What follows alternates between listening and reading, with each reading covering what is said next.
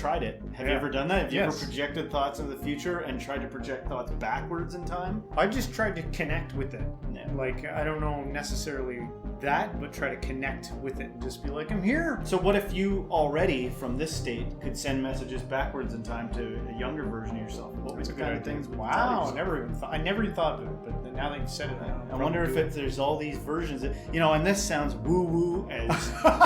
everyone's like, I'm out of here. Don't worry, we haven't lost our minds.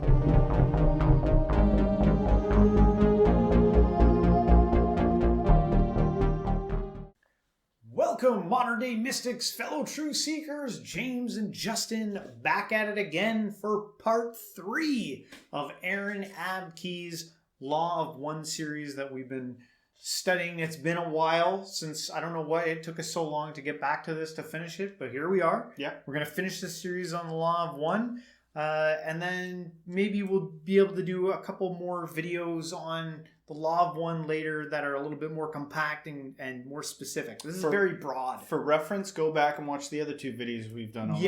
Yeah. This video is not going to make much sense if you haven't seen part 1 and 2. Yeah. And I'm going to put them in a playlist for you so you can see them. All right, so let's get right into it. I think we're starting around the 5th density now. There's like densities of consciousness and it's evolving. And now I think we're going into the 5th density. Right, like rocks was a density, animals was a density. Yeah, humans. Larger and more powerful. As a quick side note, the service to self path evolves through the 4th density with an intense narcissism, self-obsession, and hatred of others. The 4th density negative being skips over the green ray chakra because it sees love and understanding as completely useless. And because the entity skips an entire energy center, the evolution through the 4th density is much longer and more difficult for the negative path. This is why almost every channeled book ever written uses the terms we and us instead of I, because after the 3rd density, individual consciousness becomes more and more unified as love increases and spiritual entropy decreases. And so this is also why teachers such as Abraham Hicks and Bashar will say we and us when they speak instead of I. It seems, sorry to pause it already, Yeah, but it seems like a little roadmap, like a little indication of where you're at, depending on which, because right away, when he's saying like they're narcissistic, they're full, they're concentrated on themselves and they hate everybody. It's weird how those things go together. This self-infatuation with also hating other people. Yeah. Isn't that weird? And it kind of indicate that you're in a bad place. Isolating. So maybe there's Isolating. something about, if you're finding yourself too isolated to maybe get out there. But another thing I just wanted to notice, he was talking about we, this idea of we, and we've been studying a lot of different religions and belief systems, and this concept of we seems to be coming back, which is very fascinating. And even if the way forward is kind of murky, I just think it's a good indication to adjust something when you feel isolated, when you're convinced that everybody's bad and that you're super narcissistic. Like, I've been there, man. I've actually been like that. So I think that, and I got to be careful even, I guess, admitting that. But it's a good indicator that you need a recalibration because it doesn't feel right. Your soul is telling you, like, this isn't the right way to be. It doesn't feel good to be that way. Yeah. And humans are social creatures. We actually want to be with others. So what do you do when it really seems like the reality is that other people are petty. Other people are selfish. What's the way forward? I don't Recognize it in yourself, and then just try to orient towards the good. Yeah. Keep learning. Because the entity that they are channeling is a social memory complex. This is also why at the beginning of the Bible it states in Genesis, "Let us create man in our image and after our likeness." See? And so due to the formation of these social memory complexes, communication quickly becomes more and more telepathic, and this results in the complete disappearance of any ability to be dishonest. And so as the veil of forgetting gradually disappears over the coming millennia, we're going to see more and more people commonly being born who remember their past lives as well. So being in a 3rd density incarnation, each one of us currently possesses a yellow ray chemical body.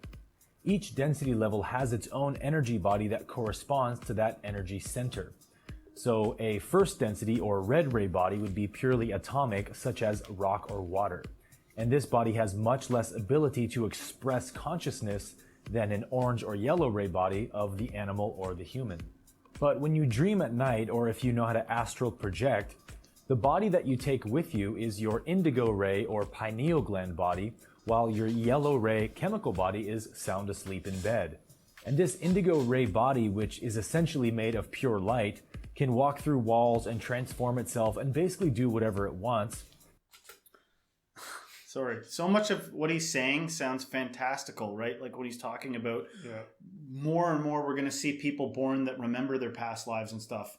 And I just find it interesting that I'm imagining this, that there's like a kind of people, an ilk of people that get excited about that kind of talk. Oh, yeah. I get excited about that talk. But I feel like that makes me, I don't think everybody does. Yeah. I think there are people that are like, balderdash. That's nonsense. And they don't get excited about that kind of talk. Yeah. They get excited about, a balanced bank statement more than anything. Yeah. Which there's nothing wrong with getting excited about that. Yeah. I'm just saying it's interesting that I get the sense that there's actually a type of people that when he's talking about past life experiences and auras and yellow, chakras and all that stuff, there seems to be, I don't know, do you think everybody gets excited about that kind of talk? Some people, I think it depends on your character type. I think part of it has to do with your character type, where you are, what your life is all about. Like if you're a neuroscientist and it's all about like, I have to guy on Monday, I got to take care of him on the table and fix his brain or something. But just because you might not have the capacity to even care about something like this. But just because you're a neuroscientist doesn't mean you can't be excited and interested in this, because I do know scientists that would prescribe things that I don't know seem why I woo-woo. picked that. No, but you know what I'm saying? Yeah. You know what I mean? I do think you could be like a lawyer or a doctor or whatever and also into auras and chakras. Yeah. It's just, I don't even know what I'm saying. It's just, to me, it's like, I'm quick to get excited about this kind of talk. Yeah. But because I know that there's probably people that aren't, I've got that voice in my psyche being like, why would you invest any time and thought into this? I don't know. Someone's got to travel these waters. Yeah. That is the type of body that a sixth density being possesses natively. All physical material is essentially electromagnetism. And so light bodies exist farther up the scale of electromagnetism, which means that they have more ability to express consciousness. So you can see that there's a really drastic difference in the ability to express consciousness at each density level because of this sliding scale of electromagnetism. So it doesn't mean that it's impossible for us at this level to do things like physical healing or psychic powers or telepathy. It just means that it's much more difficult due to these heavy, dense chemical bodies that we possess. So if a fourth density extraterrestrial being came to visit us here in physical form, they would be able to do things and know things that would appear godlike to us, in the same way that our ability to use verbal language and make tools and technology appears godlike to a second density animal. And so with that in mind, the difference between fourth and fifth density is equally as drastic. The fifth density is that of wisdom and light and is associated with the blue ray or throat chakra, and is the first body in the densities to be entirely made of light. There's certain imbalances in the fourth density that seek to become balanced in the fifth density, because there's an overzealousness in the fourth density service that can lead to martyrdom, meaning the sacrificing of oneself in order to serve another self. And so the fifth density balances out the love and understanding learned in fourth density with the wisdom of the fifth. Later density souls do often choose to incarnate back into the third density to be of service by bringing their higher frequency to the third density plane of the choice. This is what the term an old soul refers to. So Mother Teresa and Martin Luther King are perfect examples of fourth density beings, while a fifth density being would be akin to the Buddha or an enlightened master or sage. It's almost a guarantee that many of the enlightened masters we know of are fifth density souls who have incarnated into third density to be of service to our collective by bringing their light and wisdom. Because the fifth density body is one of light, This is why angels in every spiritual text throughout history are always said to be beings of light. The fifth density being retreats completely in itself and spends much of its incarnation alone, learning the lessons of wisdom. This is essentially where the total selflessness of fourth density learning meets the total self-sufficiency of the fifth. The lessons of fifth density are knowing that all is unfolding according to divine purpose, and right action is only taken when it is felt to be appropriate and honoring to the free will of the other self. Fifth density beings have almost total freedom in time and space, such as the ability to teleport through thought, the power to manipulate consciousness, to create matter out of light, and so forth. Basically anything that you can do in a lucid dream, a fifth density being can do in this dimension. By the fifth density, social memory complexes become much larger and more powerful. I have lots of questions because it's like, it sounds very hokey, like, because I can't prove what he's talking about. Right. Not only that, I haven't experienced it. So it'd be nice, you know, he's talking about like beings on Earth now, like they're, you know, reincarnated fifth density beings. It'd be nice if there was a way to like prove that for yourself. Like he had pictures of an Eckhart Tolle up there. It was like or no, he was a fourth density being. I guess he was saying Jesus and Buddha would be. I thought he was saying there were fifth density beings, but I know what you're saying. It's like, have you ever seen the movie Men Who Stare at Goats? No. It's about this. It's loosely based, I believe, on a real story. Yeah. That the army way back in the 70s and 80s or something had like a supernatural sect, like a very private supernatural sect for like research and stuff. Okay. And they make it into a comedy and they take a lot of like liberties, but all their powers are like, you know, they're driving and he's like looking up at the sky and the clouds are like separating and he's like, what are you doing? And he's like, I'm cloud bursting. Like you know what I mean? Like there's no way to prove, you know, and he'll be like, I can astral travel, you know, like I can project my mind to other places, but it's never comes across as like a tangible power here, right? Yeah. So sometimes I think about people that take a powerful psychedelic and then they're like, they go off and they learn the secrets of the universe. They experience what it's like to be God, like, oh, I am the one. And then they come back into this body. It's like, so what? Every time you take a powerful psychedelic, you go to that place of all knowing and make the same conclusion every time. Like, I will go back into my body and continue everything as normal, even though I know it's like it never translates to walking in on somebody floating like whoa excuse me, I wasn't like you were doing a superpower. You know, it feels like we're lacking in proof of that. It sounds fantastical, it sounds cool and awesome, but like, I'm not going to take it on as a belief system because that's all it would be. It would just be a belief. Right, but you can meet people that are like, oh, fairies are real. Angels and fairies are real. Oh, yeah. There's 3 fairies behind you, one on top of your head, and you're giving off a rainbow aura right now. Yes. And you're like, but I don't, you know what I mean? Like, yeah. Oh, yeah, I've definitely met people like that. Yeah. And that's fine. I'm not judging. I like it. I like that they exist. It's kind of, it's fascinating. I'm not where he's at, but we're watching this for a reason because I find it fascinating. And there are elements of the law of one when you listen to it. There are things like intuitively that like kind of make sense, that resonate, especially in the earlier part of this vid, like in the part 1 and 2, where he's talking about like the evolution of humanity and consciousness and stuff. And you're like, that I can actually validate. Some of that makes sense. Yeah. And then this kind of just elaborates off of that. And then it starts to get out into the realm of just becoming beliefs now. Right. But, you know, so you just got to take it, you know, we're at the high end of this thing now, where we're getting the fifth density magical beings. Right. Which sounds cool as anything, but, you know, just enjoy it. And then, hey, if one comes and visits us on the show, that would be great. So, what is it? Come visit us. What is it that Sadhguru says? Like, because people will ask him every now and then, like, is levitation possible? And he'll usually give a surprising answer of like, yeah, but with like some caveats. Yeah. But then he does this thing of like, listen, I could pull a pigeon out of my pocket and throw it into the air, but then you've got a pigeon on your hands and I've got a shitty pocket. And everybody laughs, and then he moves on, and I'm like, but wait a sec! It would be cool if you could see magical powers, though. Yeah. Or maybe it wouldn't. You know, is it that scare the hell out of us all? Is it that a fifth density being is so wise that they know that there's just never an excuse to actually demonstrate that kind of power. Yeah. Is Or that if what you it were is? that powerful, maybe they're only letting those right people, type of people, see them.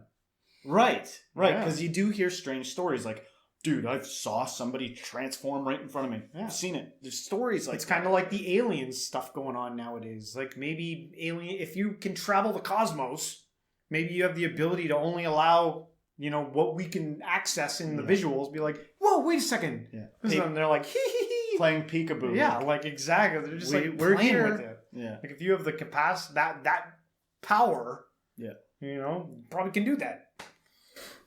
Usually containing an entire planetary civilization. Each density level reaches for the next one, or you could say is pulled by the spiritual gravity of the following density level. So in the same way that the third density is pulled by the gravity of love and understanding in the fourth, the fifth density is pulled by the desire to attain perfect balance of love and wisdom in the sixth density. The sixth density is that of unity and balance and is associated with the indigo ray or third eye chakra and is also a light body. The sixth density turns its gaze towards the balance of love and wisdom. It is an extremely fine-tuned state of consciousness as perfect balance between love and wisdom has been achieved. However, Ra states that the negative path cannot progress past early sixth density because the spiritual entropy becomes too great by this point. And so the negative entity, realizing in its gathered wisdom that further evolution is impossible, then concedes to the path of love and light and reverses its polarity, after, of course, much internal struggle. On the positive path in sixth density, all polarization that can be achieved through service to others has already been achieved. And so this is when the sixth density soul essentially turns backwards in time and becomes what we call the higher self in order to complete its polarization through the sixth density. That's correct. Your higher self is literally you from the future, albeit billions of years in the future. Being outside of space and time. Isn't that crazy? That's cool to think that there's like you from the future is like looking down on you and like taking care of you. Oh, there's just so much of it that, I feel like you can get into a certain state where it really starts clicking and you're like, I feel like I get it. I sometimes when I meditate, I like think about that. I'm like communicating with like me from the future. And sometimes I've tried it. Have you ever done that? Have you Yes. ever projected thoughts into the future and tried to project thoughts backwards in time? I just tried to connect with it. Yeah. Like, I don't know necessarily that, but try to connect with it and just be like, I'm here. So what if you already, from this state, could send messages backwards in time to a younger version of yourself? What That's a kind good of things would you Wow, tell I yourself? never even thought of it, but now that you've said it, I wonder if there's all these versions. And this sounds woo-woo as... everyone's like, I'm out of here. Don't worry, we haven't lost our minds. We're allowing ourselves to be sort of creatively minded. And so one of the states I find that puts me into this, allows me to think more in these terms is like when I'm, funny enough, like before I fall asleep. Like, and in between total middle of the day waking life and then getting late at night, getting ready for sleep. I feel like when I'm in a little bit sleepy, I get into more thinking like that. Yeah. I don't know if that's a good thing or a bad thing or what that is. Yeah. But probably fine. The sixth density soul serves as a guide to every previous incarnation it has lived, and this service allows it to polarize further towards the seventh density. While Ra does not state how long a fifth density incarnation cycle is, he does state that a sixth density incarnation is around 75 million years. After this time period, the soul begins to approach the final stage in the evolution of consciousness.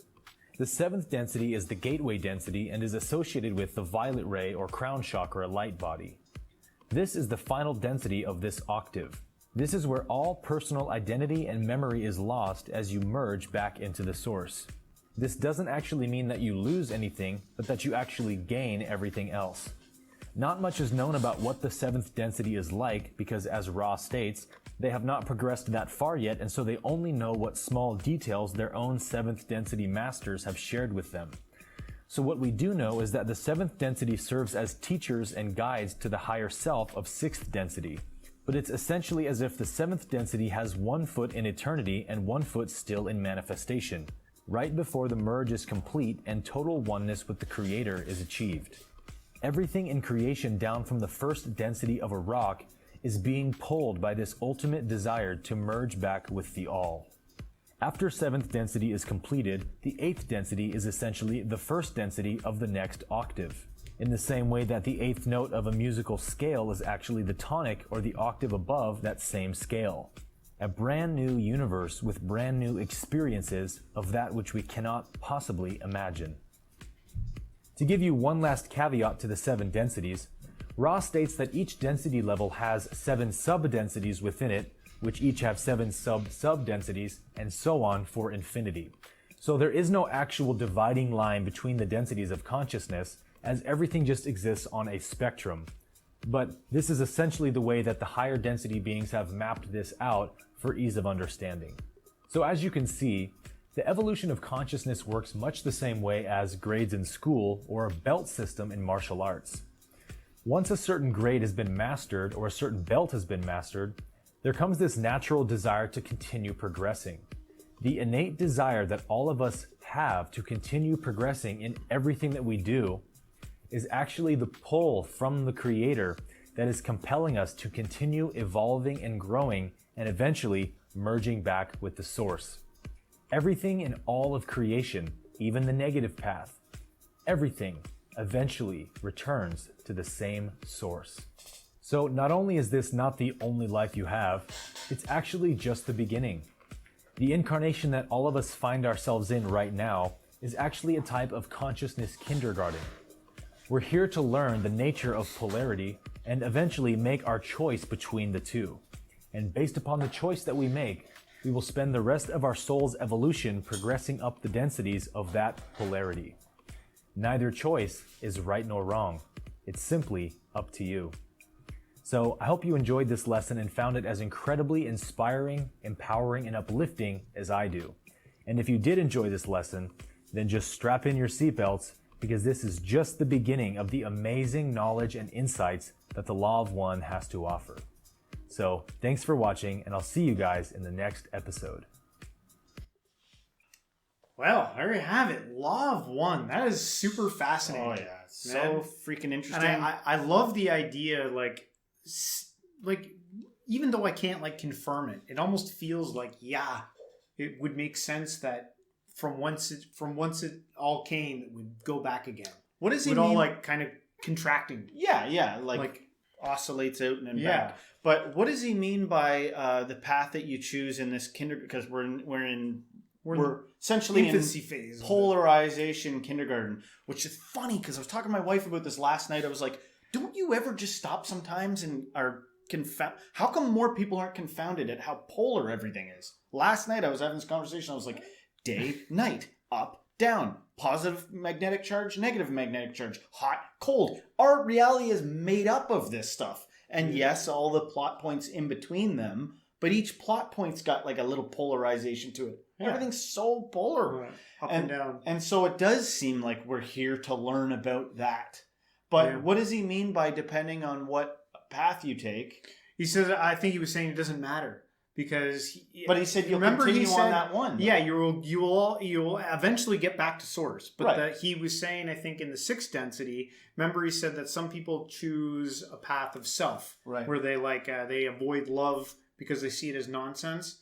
But then once it gets to the 6th density, it has to retreat and go back and learn all those lessons again because it can't get to the 7th density without learning all the lessons. So no matter what, you have to do the whole cycle. So that means you got to spend a lot of time learning about the negative then. Both. You learn. I think you're equally learning both the good and the bad the whole time you're going. But I think he alludes. I think if I remember correctly, he was saying 3rd density is the worst. The one that we're in right now is the worst density, like the most painful. Yeah, which is typical. That's where it starts to get like, well, that's kind of convenient to be like, we're in the best, and it's going to get better from here, folks. Just make sure to follow me and subscribe to my my plan. Yeah. But not that's what he's saying, but this apparently we're in the crappiest of all the densities. This is the hardest one to go through, right? Because we forget where we came from, and there's a lot of suffering in this density. It's weird. The present is both sometimes future, as well as we're in the good old days of something, or we're in the olden times. Yeah, it's always the good old days, really. Once you get to, you'll always remember when you're 50, you'll look back at your 40s and remember when we were 40, how full of energy we all were. So it seems like to just go check out more of his stuff and keep learning about this stuff if you're interested. Yeah, I'm sure this isn't the last time we've heard of the Law of One. It'll come back again. It's too interesting. Yeah, it's too interesting. And Aaron Abke actually has a lot of other stuff outside of the Law of One that he teaches on, which is really fascinating. So yeah, we'll get into that. And if you guys liked this series, don't forget to hit the like, subscribe, share this with a friend, and everybody, until next time, stay spiritual.